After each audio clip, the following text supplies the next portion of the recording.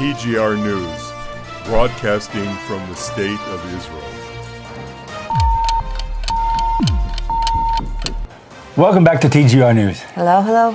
This week we'll talk about, into detail, about everything that happened in Operation Breaking Dawn and all the rockets, over 1,100 rockets coming in this week, and all the things surrounding towns and villages and neighborhoods and kibbutzes and moshavs are doing to get ready for the next time that are close down there to Gaza. But first, let's say thank you. Thank you so much. We feel like parrots saying the same thing every week, but it's so important that you understand how wonderful it is to the people here and how grateful they are and we are that you're being a part of this and being part of helping to feed the people here in the promised land in the state of Israel.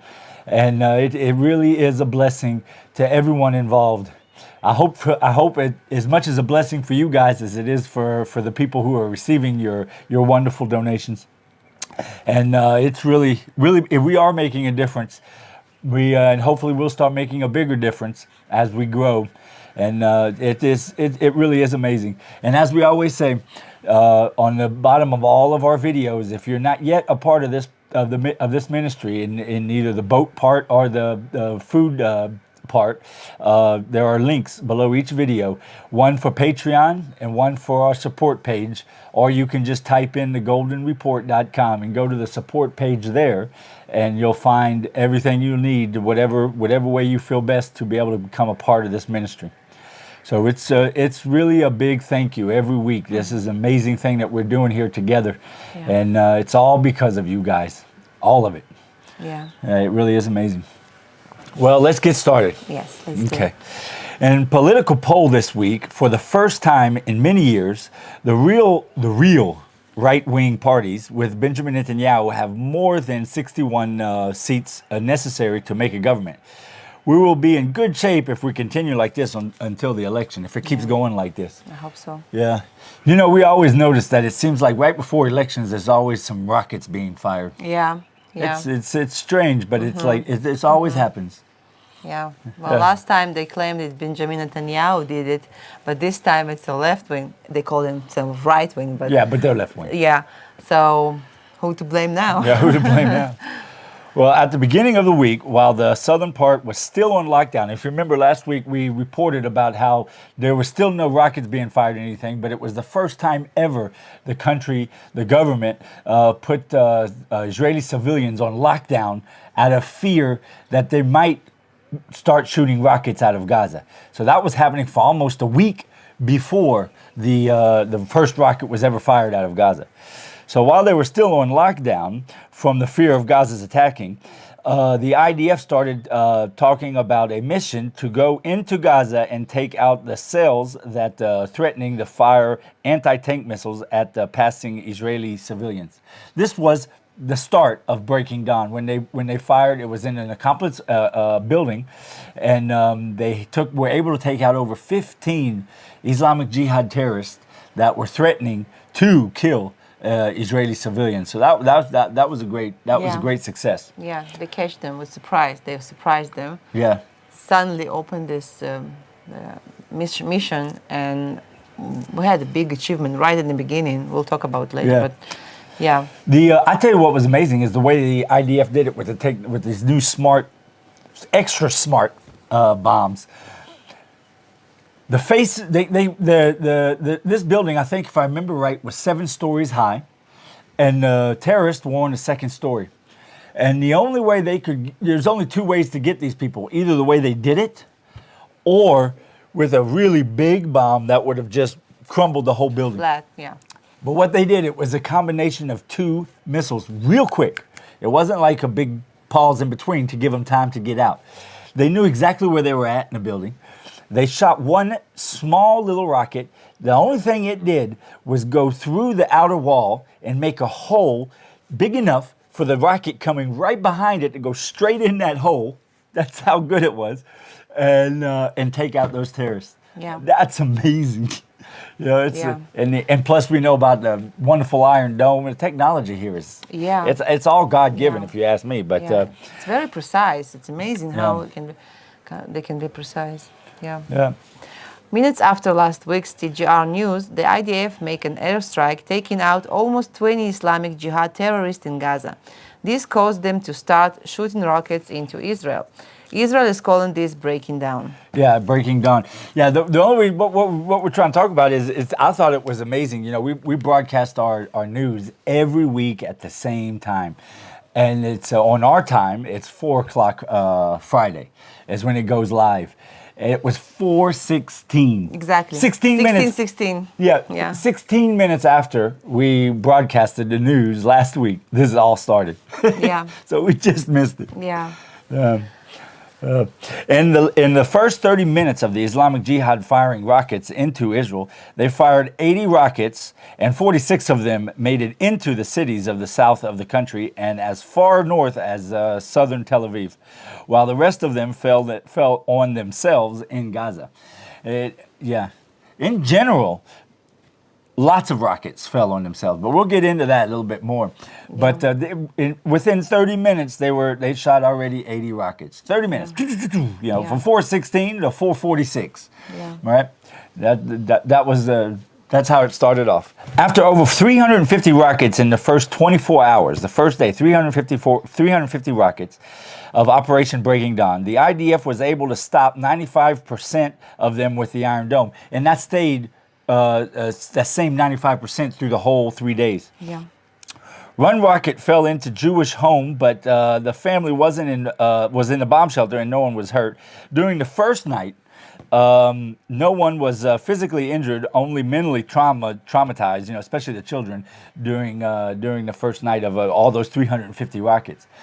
There were people in Israel injured, but not what was. I think it was towards the end of the second and the third day, and it was nothing really serious. Yeah, it was light. Yeah, so we didn't have a lot of human loss or anything from this excursion. The Islamic Jihad put out a statement saying they will continue firing rockets until they are successful in killing Jewish civilians. That's what they goal. That was the only number one goal. Well, thank God they weren't able to. Yes. Absolutely. During this Operation Breaking Dawn, the IDF has been taking out strategical targets in Gaza, including some of the guard towers near the Israeli neighborhoods they used to fire into Jewish homes. We've been talking about these guard towers for a while, for a few weeks now. A few months, I think, even. Yeah. So hopefully they don't just rebuild them in the next day. We'll see. Yeah, I hope so too. Yeah, it's about time to take them off. Yeah, it is. Saturday night, unfortunately, 4 kids were killed in Gaza at 8:30 p.m. Yeah. Gaza tried to blame Israel for this tragedy. The last time the IDF made an airstrike or any attack was at 6:15 p.m. before sunset. This was the result of a misfire from one of their rockets. Yes. This is something that's important to say. Yes, very important. They line over media. I even seen them on news spreading all this picture that of killed children. It's so sad. I feel so bad for those children who've been killed by their own people. Negligence. Yes. And it's important to spread the IDF, the truth. Yeah. IDF didn't kill those children. Nope. Didn't kill these women, people, whoever, So and we have a video. We have a proof. Yeah. If you watched our TGR update of the Breaking Dawn, you would see that. You can see the video. You can go back and look at it again if you haven't seen it, and you'll see the video of their own rockets being fired, trying to kill our citizens, and then just messed up and went into the house. Yeah. I saw many lies. People are blaming IDF. IDF protecting Israel. Yes. That's all they're doing. We're not attacking civilians. We don't kill children. There was another case where I think it was close to one of their hospitals as well, where someone was trying to fire a rocket, and the blast of the rocket also killed a few kids. Yeah, kids were playing outside. Kids were playing outside because that's what they do. That's what exactly. First of all they firing from crowded areers with children and with civilians. Right. First of all, they firing from them, and if something happened, blast or they will be injured, and we can't fire back. Yeah, Exactly. that's and the way. second of all, you see rocket, instead of going towards our children and women, they just Fall land inside in Gaza, yeah. Exactly. Yeah. Yeah, Well, poor it is very important, like you say, Ola. It's very important to spread the real truth of what's actually happening, because those are the kind of little things that get spread, those lies, and then people who are just ignorant to the truth, they say, "Oh, well, I see. So Israel's the bad guy." Yeah. Right, and it's Yeah. not true. It's just Yeah. flat out lies. Yeah. Moments before the scheduled ceasefire, Gaza fired the largest barrage of rockets in 3 days of Operation Breaking Dawn, bringing the number to over 1,100 rockets in 3 days. This is always the case. They Always do that. It's like you made it. You made a comment. I liked it. I think it's sort of true. It's like the neighborhood dog that always does the last bark, yeah. just to get the last bark in. Exactly. That's exactly what it is. Even after the ceasefire, the ceasefire came at 23:30, which is 11:30 p.m. On the third night, and as usual, they fired another few rockets right after the ceasefire, like a dog getting, like we said. Like you said, yeah. You brought it up, and it was. I liked it. I like it because it's so true. It's the same Mentality, kind of, yeah. Same thought process there. You get the last one in. Yeah. It's ridiculous. We need to remember that the towns close to Gaza were on full lockdown almost a week before they even started firing rockets, not allowing trucks with food in. These towns are now stocking up the food, and the unfortunate next time this is going to happen. We already know they're going to be another the time of rockets going to be flown. And now that Israel, for the first time, has put all these places on lockdown, even a week before, these people are looking for a way to stock up on foods and even toys or not toys, but like, let's say, coloring books and stuff like that for the kids when there is nothing coming in for them for who knows how long. Yeah. This time it was almost 2 weeks. Yeah. I feel so bad for those people. For the last 20 years, they raised their kids under continuously sirens and rockets shoot towards them. 20 years. And now they also have to be in lockdown because we have threats from it's Yeah. I don't know. It's ridiculous. I have a friend, you might see the video on our thing. It's, I think the name of the video is Family Under Fire. He lives in Sderot, near Sderot, Niram, very close, but right next to Gaza. He was one of the families that was on lockdown. And he was talking to me about this just today, actually. He sent me a couple messages and was talking to me about what was their plans of trying to get things ready. And he even asked me if I know anyone who wanted to help with donating to stock up on dry foods and stuff. So I told him, I said I'd put it out there, and I will. Not connected to our ministry. If anyone out there feels like this is a one-time thing, wants to help out with this part, let us know. Make sure when you do donate, you let us know that that's what it's for, and we'll make sure and try to help these people get ready for the next time. Who knows how long it'll be? Yeah. Probably not that long from now. Right, because those families were in bad shape there towards the end, and even we wanted to go in through last week's video. I wanted to, before the rockets were flying, I said maybe I'll go and help try to get some food, but it was locked. You couldn't get through, so there's no way I could have done anything. Yeah. But so this is just something to put out there. If you guys want to do something to help these people, let us know. We'll definitely be a part of it with you. Yeah. Prime Minister Lapid and Defense Minister Benny Gantz addressed the nation to make speeches of victory. Maybe we lost.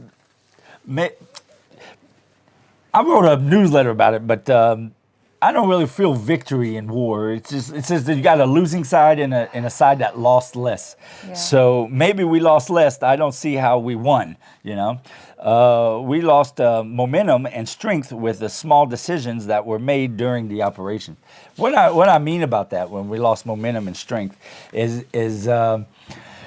we this whole thing started because we got in Jenin, the head of the Islamic Jihad, all right, and then out of fear, so that made the Islamic Jihad and the Arab terrorists think, whoa, maybe think twice, say, wait a minute, maybe I should be careful. But instead of keeping that momentum going, they put the whole country on lockdown. Well, the whole country in the southern part of the country on lockdown. Yeah. So you lost that part of momentum of showing them how strong you are. Yes. Then the decisions we made during the rockets and everything of all the continuing lockdown and all the fear and everything that we lost the momentum again. Exactly. There's a lot of little decisions on how they made things in between that was very bad in my eyes. Yeah, and in my opinion, well, I'm a big general here. In my opinion, we should continue and totally erase Islamic Jihad. You know, we took out many of their leaders, but we should maybe continue and just arrest more and more, and because it's just about time that next time, you know, in a few years, months, who knows, weeks maybe, probably months, they'll raise their head again, and because they have all the support from abroad, all the money they need, they still smuggling weapons and money, and so it's about, you know, it will happen again. So, well, you can't kill the idea, as you told me. No, you can't kill an idea. You can't kill the idea, it's and like the idea killing Jews is there. So it's like the problem with Iran. You can try to slow them down and stop them. You can blow up their nuclear plants. You can take out their scientists, but you can't take out their idea and their motivation and their knowledge that they already have acquired to get nuclear weapons. Same thing with all these terrorist organizations. On Tuesday, Israeli security forces took out a terrorist in Nablus that was using social media to recruit and gain notoriety for terrorist activity, which is good. It means, you know, that maybe get back that momentum we was talking about because of keeping their heads down, so that you know, they see we just got out of this Operation Breaking Dawn with over 1,000 rockets, and we still went right in, and so that's good. Yeah. On Wednesday night, the Likud had their primaries. There was no big surprises. Bibi's still the head of the Likud, and no real big changes. Only a few things would probably you could say was the biggest change was Yuli Edelstein and Israel Katz. They used to be higher ranking in the Likud. Now they've dropped down, you know, way down. Yeah. I tell you, these two people, I don't have anything specific I can say this exactly is why, but I think Ola's the same way. I didn't have a problem with them losing their positions because it was just a gut feeling, to be honest. I just didn't like them that much. You know, there's something about them. I just didn't like them, both of them. And so I would have liked to see Neil Barkat do a lot better. Yeah. I would have loved, actually, I'd love to see him go way. Yeah, I think he'd make a great prime minister. Yes. You know, we love Bibi Netanyahu. He's done great things. One of the main things that Bibi's done for Israel and for us as believers is he's really big about keeping the relationship between believers and Israel. He understands, like a lot of others don't. So Bibi is wonderful and he's great, but he's still a man. Just a man. And any man you put in position and you keep him up high too long, there's a chance, you know, things could go bad, right? So that's why democracy is the way it is. That's why the United States has 2 terms. That's exactly why, and it's the right way to be. And so I think Neil Barkat should be given a chance. Yeah. Not saying Bibi's bad. I love Bibi. I think he's done so many wonderful things for this country. Yeah. Neil Barkat used to be a mayor of Jerusalem. Yes. He was really good in this position, and very good. He's in Likud for a while, and he's very right wing, which very right wing. Yeah. Hey, you could tell he loves the state of Israel. He loves this country. Yes. You could tell it. Yes. Well, that's it for this week. You got anything you want to say? No. Now I'll wait and see what you got to say? No, not today. Okay. Well, like we always say, don't forget to join us on thegoldenreport.com. And until next week. Shabbat Shalom. God bless.